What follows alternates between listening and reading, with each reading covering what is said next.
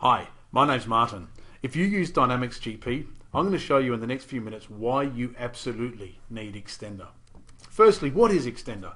Extender is the no-code, rapid development, very easy to upgrade, extremely cheap to deploy, completely configurable, and easy to report on way to customize Dynamics GP. So if that's what you need, you want to make GP more focused for your business, keep watching this video. An important thing to note is you cannot report on something you do not capture. An extender gives you the way to capture the data and include it with all of your reporting. Now, if you're like me, once upon a time you would write down GP data, order numbers. You'd write down manual notes. You'd write down customer names and customer numbers, all on pieces of paper because there was nowhere to store this data inside Dynamics GP. You can get rid of that. You don't need to do that anymore. The other sort of people are those that capture data in Excel. So I've got some GP data. I may have exported that from SmartList. Then I add my non-GP data. Now why do I have it here? Is because there is nowhere to place that in Dynamics GP.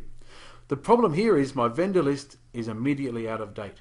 My customer lists are out of date and all the data is incorrect. We know that as soon as we export it and start working off system. So what we want to do is get that all in a structured environment, all in Dynamics GP, all centrally backed up, not on someone's local machine. And Extender is going to show you how to do that. The important thing with Extender is that it gives you all of the GP functionality for that data. So reporting anything you capture in SmartList, report writer, validated data so you can report on it, the ability to drill back, the ability to track any detailed notes you want anywhere inside GP. The other benefits, hey, cheaper upgrades. Fast and easy to deploy and not locking you in like DEX coding would. Flowing directly to the web client for those going to 2013. Rapid deployment, it doesn't take long and you'll see that as we go through this session. And it's easily transferable from system to system, also between reseller and other resellers who can pick up and work with the product you've got. You're not tied into custom code. What does it mean technically? This is a design screen for an extender window. And all I need to do is label those fields and give each field a label and give each field a type, and that's how I design an extender screen. It's really as simple as that, and if you can type, you are now a GP developer. Building an extra window, no code required, that's the one you just saw. Building a brand new set of forms. There's three screens there that are not existing in Dynamics GP. Each of those screens can be built, absolutely no code required, and we'll take a look at those. So that's enough PowerPoint. Let's jump in and take a look at the demo. So here I'm in the item maintenance screen in Dynamics GP where I'm recording all my SKUs for software. Now there's simply not enough places for me to store the data I need to store. So the answer is Extender. As I tab through this window and tab off the class field, it pops open the extra details I need to capture about software. So I need a link to the price sheet and I need to know where the brochure is. I need to know who the product manager is and the email and the contacts. I need to know the annual enhancement plan and how I place an order for this software. Now, let's take a look at the design of that screen and how I would modify it. So flicking to Extender, and we'll leave that up there, I've got one window here. Now, the design of this screen, if we move that to the left, is simply here. I've labeled the fields, price sheet, brochures, product manager, and I choose what field type. So we need to add some fields. I want to add a new field, and we're going to call this the target market. The field type for the target market field is going to be a drop-down list. So we want to choose list from the 17 options here. And inside of that, we can list down what it's going to be. So we're going to add, we've got the small to medium business, we've got the government market, we've got the consumer, and we've got enterprise sales. So that's the design of that screen and the fields that will sit inside there. The second field we want to add is the employee that knows it best. So we want to know, add a field, who our guru is.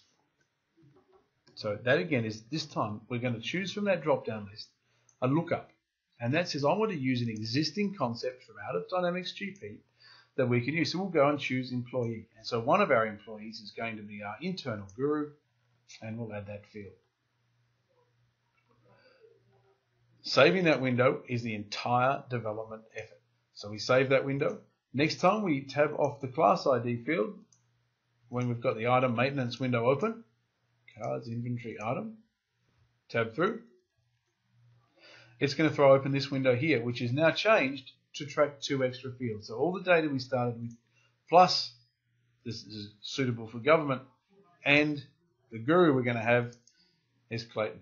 Now I can click through, and that will take me back to the employee maintenance screen. And that was the development effort to make GP capture the data you want it to capture. Now one more thing, that was tied to items. Let's open a brand new form.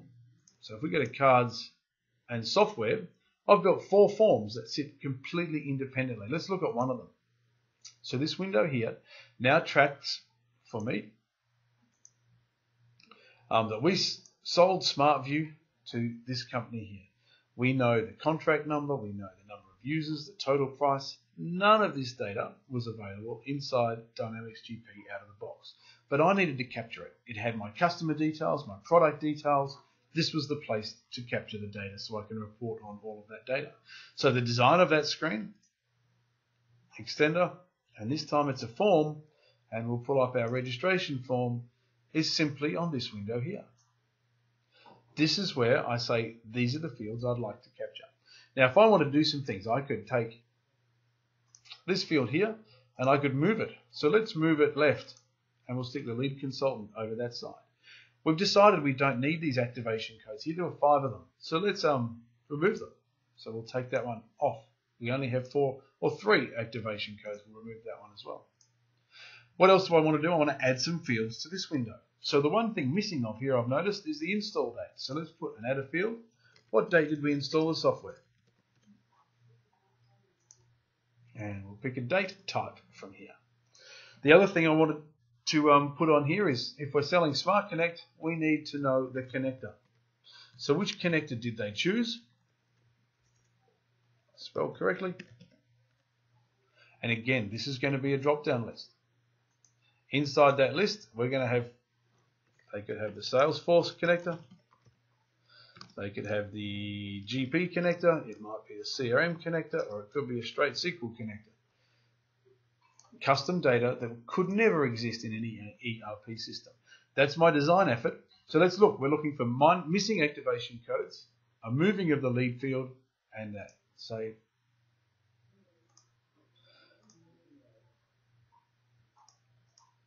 So next time we go cards, software, and pull up the registration detail window, you'll notice now there's only 3 activation codes. The lead consultant has moved across to the left. We grab the record, and we've now got 2 more fields, the install date and the connector. Now, the exciting thing for you is that looks like GP, acts like GP, fits in with Report Writer, Smart List Builder, all of your reporting needs, and you are able to make Dynamics GP work for you. Thank you.